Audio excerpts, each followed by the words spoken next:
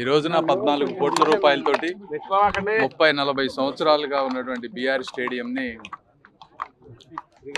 అంటే శిథిలావస్థకు వచ్చినటువంటి స్టేడియంని కేంద్ర నిధులతోటి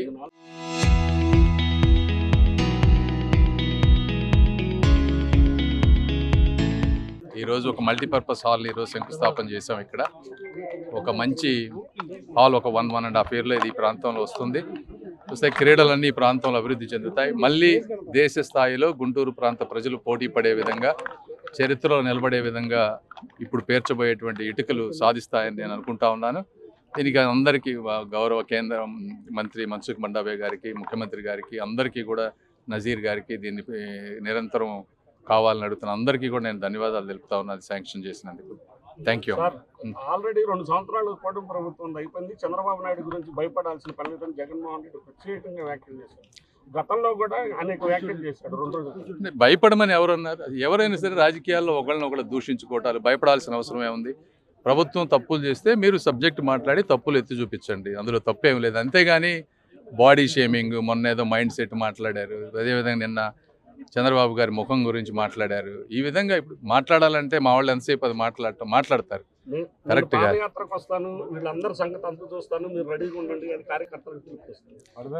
అదే కాదు, పాదయాత్ర చేయమనండి. ఒకటి, చెట్లు నరకకుండా చేయమనండి. ఒకటి నంబర్ 1.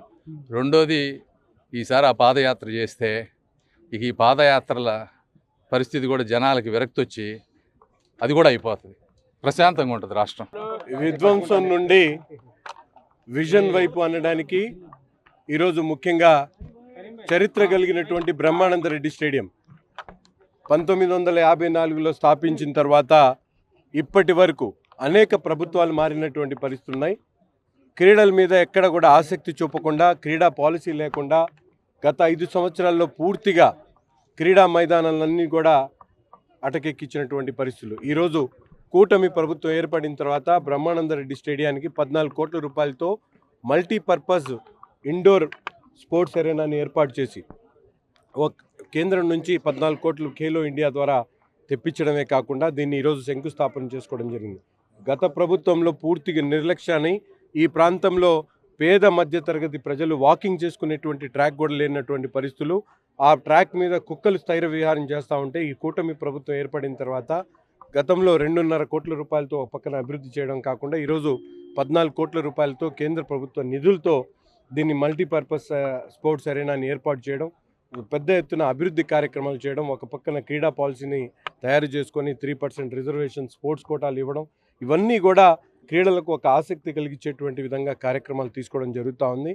గత ప్రభుత్వంలో ఉన్నటువంటి బ్యాడ్మింటన్, బాస్కెట్బాల్ కోర్ట్ని పగలగొట్టేసినటువంటి పరిస్థితులు, ఈ విధంగా నాశనం చేసినటువంటి గత ప్రభుత్వం అయితే ఈరోజు పెద్ద ఎత్తున అభివృద్ధి కార్యక్రమాలతో పాటు క్రీడలను ప్రోత్సహించేటువంటి కార్యక్రమం ఈరోజు శాప్ ఆధ్వర్యంలో, అలాగే మా కేంద్ర మంత్రి వర్యులు పెమ్మసాని చంద్రశేఖర్ గారి ఆధ్వర్యంలో పెద్ద ఎత్తున ఖేలో ఇండియా ద్వారా ప్రత్యేకమైనటువంటి నిధులు తీసుకుని వచ్చి అభివృద్ధి చేసేటువంటి కార్యక్రమం జరుగుతూ ఉంది. దీనికి ప్రత్యేకమైనటువంటి ధన్యవాదాలు తెలుపుతా ఉన్నాను. ఇప్పుడేమో పరదాల యాత్ర చేశాడు, ఈరోజు పాదయాత్ర చేస్తానంటున్నాడు. ఆనాడు ప్రజల దగ్గరికి వెళ్ళి ప్రజల్ని కలవాలనేటువంటి ఇంకిత జ్ఞానం లేనటువంటి వెధవ ఎవరైనా ఈ రాష్ట్రంలో ఉన్నారంటే అది మాజీ ముఖ్యమంత్రి జగన్మోహన్ రెడ్డి గారు. అదే చెప్తా ఉన్నా, రాజకీయాల్లో వ్యక్తిగతంగా మాట్లాడాల్సినటువంటి అవసరం లేదు. ప్రజా హితం కోసం, ప్రజల క్షేమం కోసం, ప్రజా అవసరాల కోసం, లేకపోతే ప్రతిపక్ష పార్టీగా తను పాలసీల మీద మాట్లాడాల్సినటువంటి అవసరం ఉంది. కానీ ఈరోజు హోదా మర్చిపోయి తన శాసనసభ్యుడు ప్రజల గురించి మాట్లాడాలనుకుంటే ఈరోజు అసెంబ్లీకి రమ్మనండి, వీఆర్ వెల్కమింగ్ హిమ్. ఆయనతో పాటు ఉన్నటువంటి టీమ్ 11 వాళ్ళని రమ్మనండి, వచ్చి అసెంబ్లీలో మాట్లాడమండి. అసెంబ్లీలో మాట్లాడకుండా పరదాల చాటును దాక్కొని మాట్లాడే పరిస్థితి చూస్తూ ఉంటే చాలా అధ్వానంగా ఉంది. గుంటూరు పట్టణంలో ఒక మంచి శుభ పరిణామం. గౌరవ శాసనసభ్యులు నజీర్ గారి నేతృత్వంలో పెమ్మసాని చంద్రశేఖర్ గారి సహకారంతో ఈరోజు బీఆర్ స్టేడియంలో మీరేదైతే కలలు కంటున్నారో, క్రీడాకారులు ఏదైతే కలలు కంటున్నారో, ఈ గుంటూరు ప్రజలు ఏదైతే కలలు కంటున్నారో, ఈ బీఆర్ స్టేడియం యొక్క రూపురేఖలు మార్చండి, పూర్వవైభవం తీసుకొని రండి కొన్ని సంవత్సరాలుగా వాళ్ళ బాధ ఆర్తనాదాలను గౌరవ శాసనసభ్యులు నజీర్ గారు, పెమ్మసాని చంద్రశేఖర్ గారి సహకారంతో ఈరోజు మల్టీపర్పస్ స్టేడియం 14.5 కోటితో భూమి పూజ చేయడం జరిగింది. ఇది 2 లెవెల్స్లో ఉంటుంది. ఈరోజు 8 డిసిప్లిన్స్ మల్టీపర్పస్గా ఇది యూటిలైజ్ చేసుకోవచ్చు. యోగా కావచ్చు, బ్యాడ్మింటన్ కావచ్చు, అదేవిధంగా వాలీబాల్ కావచ్చు, బాస్కెట్బాల్ కావచ్చు, అదేవిధంగా క్వాష్ కావచ్చు, ఇవన్నీ ఉండేటట్లుగా ఫేజ్ 1లో 14 కోట్లతో డెవలప్ చేయడం జరుగుతుంది. దీని మొత్తం డిపిఆర్ 170 కోట్లతో డిపిఆర్ రెడీ చేయడం జరిగింది. ఫేజ్ 2, ఫేజ్ 3లో మరిన్ని క్రీడా సౌకర్యాలు కూడా ఈ ప్రాంతానికి రాబోతున్నాయి, ఈ స్టేడియంకి రాబోతున్నాయి. నిజంగానే ఈరోజు ఇది ఒక సుపరిణామం. ఎందుకు ఇది సుపరిణామం అంటే, నజీర్ గారి శాసనసభ్యులు అయిన తర్వాత, నేను శాప్ చైర్మన్ అయిన తర్వాత నాకు ఒక 100 సార్లు ఫోన్ కాల్ చేసింది ఏ విషయమైనా ఉందంటే అది ఒక్క బీఆర్ స్టేడియం గురించే. దీనికి లైట్లు కావాలి, ఇక్కడ వాకింగ్ చేసే వాళ్ళకి ఇబ్బంది ఉంది, దీనికి పూర్వవైపుని తీసుకొని రావాలి, గుంటూరు ప్రజలంతా దీన్ని యూజ్ చేసుకుంటారు, ముఖ్యంగా విద్యార్థులు, యువత ఈ బీఆర్ స్టేడియంని యూటిలైజ్కి తీసుకొని రావాలని చెప్పి అనేక సందర్భాలు చెప్పడం జరిగింది. దానికి సంబంధించి మేము కూడా అప్పుడు విజిట్ చేసినప్పుడు 2.5 కోటి ఇవ్వడంతో పాటు ఈరోజు అన్ని క్రాంతం అవుతున్న బీఆర్ స్టేడియానికి కూడా కాంపౌండ్ వాళ్ళు కట్టించడం జరిగింది. అదేవిధంగా సెల్ఫ్ సస్టైనబిలిటీ అవడానికి షాప్స్ కూడా కట్టించడం జరిగింది. అది కూడా శాసనసభ్యులు గారి అదే సూచనతోనే ఇవన్నీ చేయడం కూడా జరిగింది.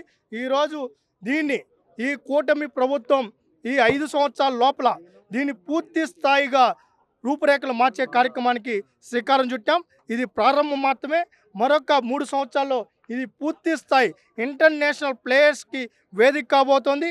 నేషనల్ ఏదైతే మ్యాచెస్ ఏవైతే ఉన్న ఫెడరేషన్ టీమ్స్ కావచ్చు, మ్యాచెస్ కానీ ఏదైనా కూడా ఇక్కడే నిర్వహించే విధంగా కూడా ఈ కార్యక్రమాలు రూపొందించడం జరుగుతూ ఉంది. ఒక పక్క ఇది చేస్తున్నాం, ఇంకోటి బాధేస్తోంది. ఒక పక్క అభివృద్ధి చేస్తుంటే సిగ్గు ఎగ్గు లేకుండా జగన్మోహన్ రెడ్డి అంతకుముందు ఏమన్నా ఆ స్టీల్ ప్లాంట్ ఎట్టొస్తుందయ్యా, ఆ ఒరిస్సాలో ఆల్రెడీ 1,00,000 కోట్లు పెట్టుబడి పెట్టేసినారు, అక్కడ బీజేపీ మంత్రి ఇక్కడికి పంపినంటున్నాడు, అక్కడే పెట్టుబడి పెట్టారు, లోకేష్ గారు ఏదో కలుబులు మాటలు చెప్తున్నారు, చంద్రబాబు నాయుడు చెప్తున్నారు. చంద్రబాబు నాయుడు గారిని చూసి ఏ ప్లాంట్ వస్తుందని చెప్పి ఆయనే మాట్లాడు. ప్లాంట్ వచ్చి భూమి పూజ అవుతానే దానికి నేనే కారణం అన్నా. ఎవరో కన్న బిడ్డకి నేనే తండ్రి అని చెప్పుకుంటాడు మొదటి నుంచి.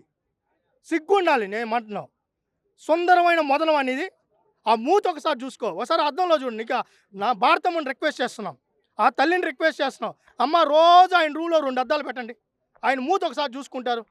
ఆ మూతిని చూసుకున్నాక ఇంకొకరిని విమర్శించడు. ఇంకొకసారి కానీ చంద్రబాబు నాయుడు గారి గురించి కానీ, లోకేష్ గారి గురించి కానీ, పవన్ కళ్యాణ్ గురించి పదే మాట్లాడినా.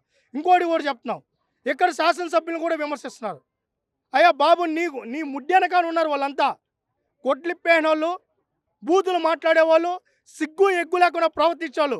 మా శాసనసభ్యులు క్రమశిక్షణ కలిగిన శాసనసభ్యులు, గౌరవం కలిగిన శాసనసభ్యులు, ప్రజాహితం కోరుకునే శాసనసభ్యులు. పదే ఏదో మాట్లాడాలని మాట్లాడితే మటుకు ఇంకా చూస్తూ ఊరుకో. నువ్వు పొల్లు దండాలు పెట్టినా, మోకాల మీద నడిచినా, మొత్తం నువ్వు ఒళ్ళంతా కోసుకొని పాదయాత్ర చేసినా వచ్చేదిలా సచ్చేదిలా అయిపోయింది నీ కథ.